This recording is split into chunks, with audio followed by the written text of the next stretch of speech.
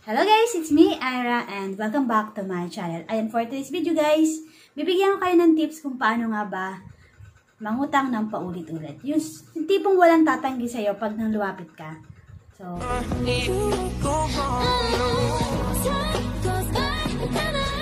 pero bago yan, kung bago pa lang po kayo sa akin channel, huwag niyo po kalimutan mag-subscribe at pakipindot na rin po yung notification bell dyan sa baba para ma-update po kayo kapag nag-upload po ako ng panibagong video. So, ayan, let's start.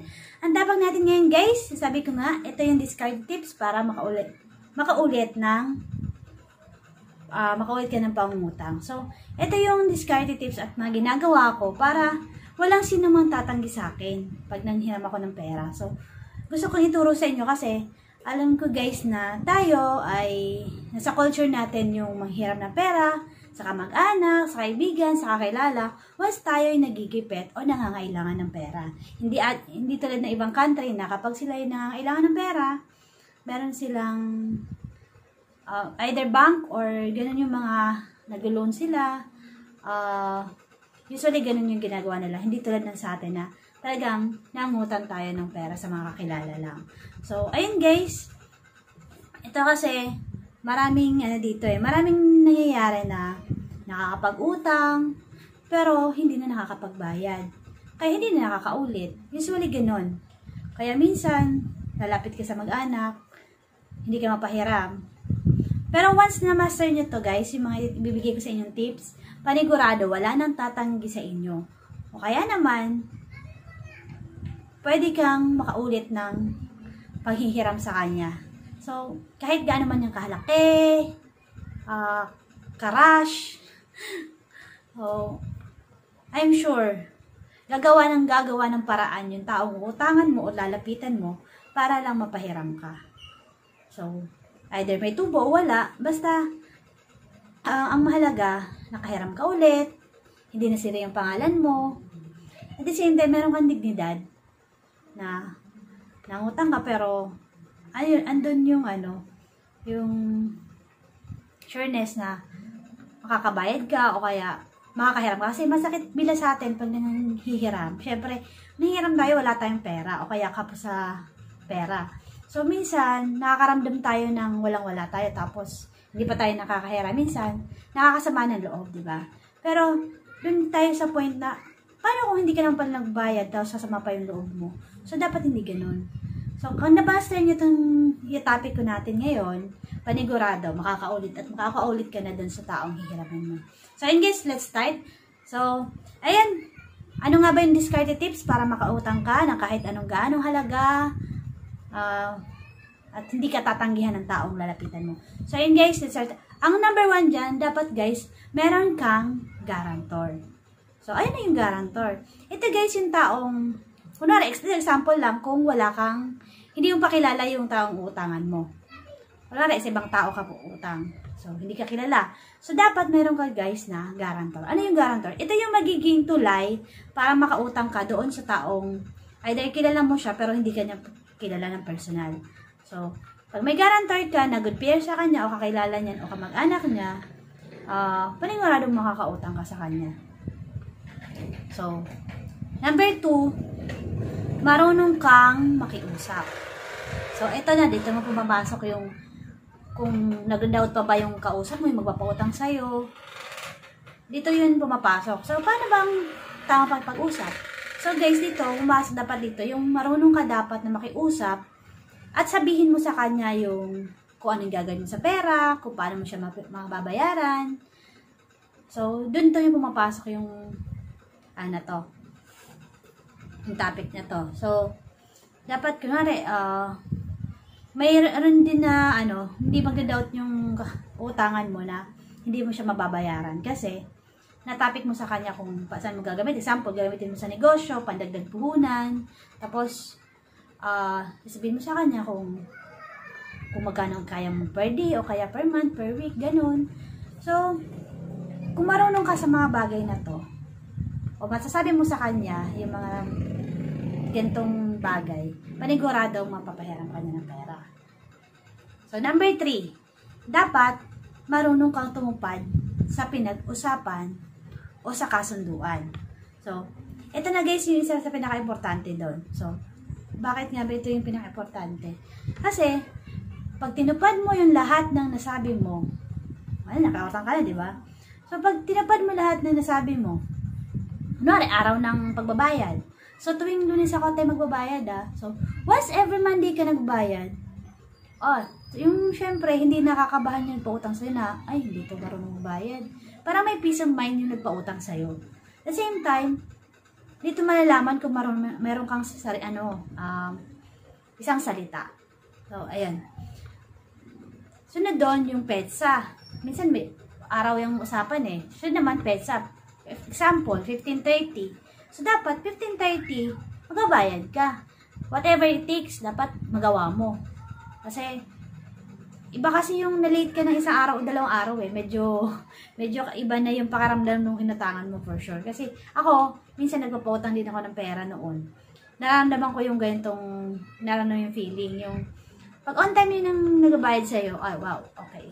Okay siya. Syempre, pag utang siya ulit, paniguradong pautahin mo siya. Pero pag yung 1 week nang late, 2 weeks nang late, 1 month nang late, ay iba na yun. Medyo kabahan ka na, di ba? So, mataas yung grade mo doon sa inutangan mo. Pag ginagawa mo yung mga oras ng pagbabayad sa tamang pesa ng pagbabayad. So, kahit na dito yung mapasok yung sa dapat nandun yung tamang halaga ng iyong pagbabayaran. So, dapat, kung magkano yung usapan nyo, wala na 500 weekly, 1,000 weekly, o 1530, ganun. Dapat, yun ang bibigay mo. Hindi yung, ay ate, kulang ako ng ganito kasi, susunod na lang. Okay lang once na mangyari yon, pero yung twice o ilang beses na, hindi na maganda. Kasi kung ano yung inutang mo, ano yung pinag-usapan nyo, yun ang gawin mo.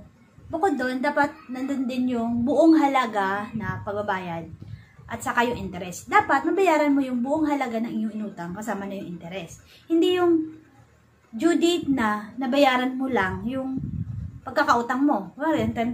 10,000 lang yung nabayad mo. Paano yung interest? So, sa nagpapautang, ba't ganun? Hindi siya nag-interest. Parang kung ano yun, paano pa ako magtitiwala sa'yo kung hindi mo nga nabayaran yung una mong utang, tapos hindi mo nga nabayaran ng interest. Sakali man na may interest. So, dapat kung ano yung napag-usapan, kung may interest ba yun, kung wala, gawin mo, tuparin mo. So, number 4 na tayo. Number 4, huwag kang umutang mayat-maya. So, ano ba itong mayat-maya? Hindi ibig sabihin, oras-oras So, ibig ko sabihin, yung tuwing kailangan mo lang. Hindi yung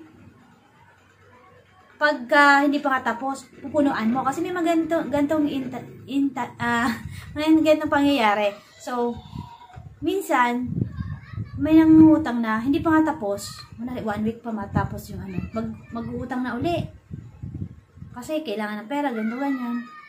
Parang hindi magandang tingnan. At saka, yung magpapautang sa'yo, hindi magtitiwala sa'yo. Kasi ibig sabihin, utang ka lang ng utang. So, bali yung pera mo, napupunta lang sa pagbabayad ng utang. Ibig sabihin, hindi ka gaan kumikita. So, as ako, kasi pag ganun yung sistema ng, mayat-maya umuutang, yung hindi pa tapos o kaya katapos lang utang na naman. Ibig sabihin, yung inuutang niya sa'yo, hindi lumalago. Hindi lumalago yung negosyo niya kasi utang pa rin siya ng utang. So, ibig sabihin, walang improvement. So, hindi ka ganun magtitiwala sa kanya na magbabayad to ng ayos kasi ganyan nga yung ginagawa niya. Dapat, mabuild mo yung trust ng iyong utangan. Kasi ako dun sa, may kwento ko lang guys, yung dun sa inuutangan ko before, nangungutang lang ako kapag kailangan ko. Example, nangutang ako ngayong buwan, tapos, nabayad na ako next month, makakabayad na ako nun, kasi 1 month lang. So, after nun, pag hindi naman kailangan, hindi ako nangutang. Kunwari, minsan nakakautang lang ako dun sa kinakaang ko noon. Mga twice a year. So, pag talagang gipit na gipit lang, hindi mong ganun lang. Kasi minsan guys, sa mga pautang, isipin mo din doon kung, malaki ba yung ini-interest or kaya ba ng negosyo ko na kitain yung interest doon. Kasi kung hindi naman, sayang lang yung utang mo. Kasi parang, parang niloloko lang yung sarili mo kasi nagpapagod ka para lang sa pagtatubo ng mga utang mo, isipin, wala kang income, wala kang kikitain. So, lugi ka, kumbaga. Kasi napunta lang lahat ng kinita mo dun sa pagbabayad ng interest. So, wag ganon. Dapat, kung may negosyo ka, palaguin mo. Tapos, wag yung utang na utang kasi hindi yung nakakatulong. Baka lalo kang mabaon. Number 5, dapat meron kang negosyo o malaking pinagkakakitaan. O kaya malaking income. So, ayun guys, dito, dapat meron ka nito. Kasi kung wala ka namang income, wala ka namang maayos sa pinagkakakitaan, yung lahat ng sinabi ko sa iyo from the top 1, number 1 to 4, hindi mo magagawa. Kasi, wala ka namang income, anong babayaran yung utang mo? So, dapat, bago ka mangutang, siguraduhin mo muna na may perong kang income na pumapasok. So, dapat, hindi mas malaki yung inutang mo dun sa kita mo. So, dapat, yung kita mo, mas malaki pa rin doon sa magiging interest ng inutang mo sa kahit sinong kakilala mo. Kahit sa loan o kung saan man, dapat marunong kang magbalanse o mag-compute. At bukod doon, kailangan mo talaga maraming pagkakakitaan para magawa mo ang lahat ng nasabi ko. So, number 6, dapat marunong kang mag-compute o mag-analisa. So, ito na, nabanggit ko ng kanina, yung mga ganito. Dito, dapat marunong kang, kunwari, utang mo 10,000. Ang tubo, kunwari, is 2,000 per month. So, mas maigi, kasi na, after a month, mabayaran mo siya. Kasi ang usapan is per month eh. So, kunwari, magti 3 months ka, yung 10,000 mo, magiging tubo nun, 6K na. So, ang laki na, diba? So, dapat, i-compute mo na kaya mong kitain yun at the same time, kaya mong bayaran yung 10,000 in a month lang para hindi ganun kalaki yung tubo. Kasi kung magkano lang hindi na, may sample, ang negosyo mo is ano lang, ang negosyo mo ay sari-sari store. Magkano lang yung tubo doon? 2 pesos, 3 pesos sa 10 pesos. So, ibig sabihin, pag nagtubo ka lang ng 2 pesos, sa 10 pesos, ang mangyayari doon, parang ano lang, parang tie lang kayo nung parang napunta lang yung tinubo mo doon sa, yung kita mo, napunta lang doon sa tinubo ng utang mo. So, hindi pa lago yung negosyo mo, kundi palubog. Okay? So, dapat marunong kang mag-compute kung paano bang gano'n ba yung kaya mo lang, nabayaran, yung hindi ka malulubog sa utang.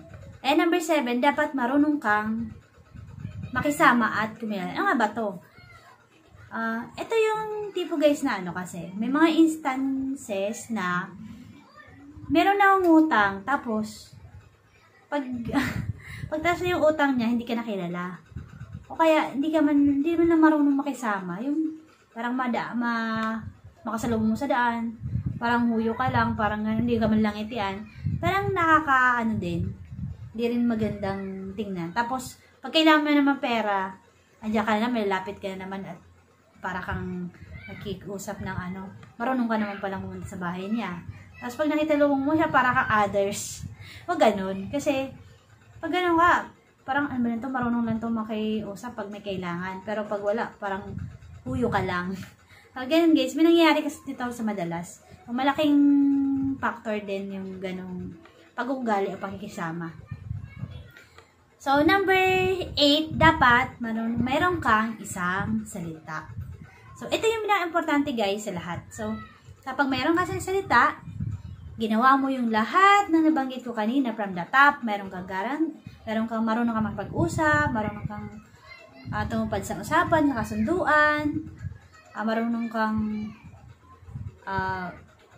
makipag-usap, pagtupad sa mga napagkasunduan nyo, panigurado na 100% makakaulit-ulit ka doon sa inutangan mo at hindi ka tatanggihan ng sino mangungutangan mo o lalapitan mo. So, yun guys, sana mamaster nyo po yung aking na topic ngayong araw at makautang sana tayo doon sa mga gusto nating utangan na hindi tayo masira sa mga taong yun. So, importante kasi guys yung makahiram tayo once tayo nagigipit. So, anytime kasi na lumapit ka dun sa natangan mo na 100% maganda yung record mo, kahit gaano man yung kalaki, kaliit, may pera man o wala yung utangan mo, paniguradong gagawin at gagawin ng paraan yan. Basta marunong ka lang magbayad at may usap. So, yun guys. Sana meron kayo natutunan sa araw na ito at na-share ko yun sa inyo kasi na-master ko na yan. At kahit sinong lapitan ko guys, sa totoo lang, kahit sinong lapitan ko kapag kailangan ko ng pera, madali ako makahiram.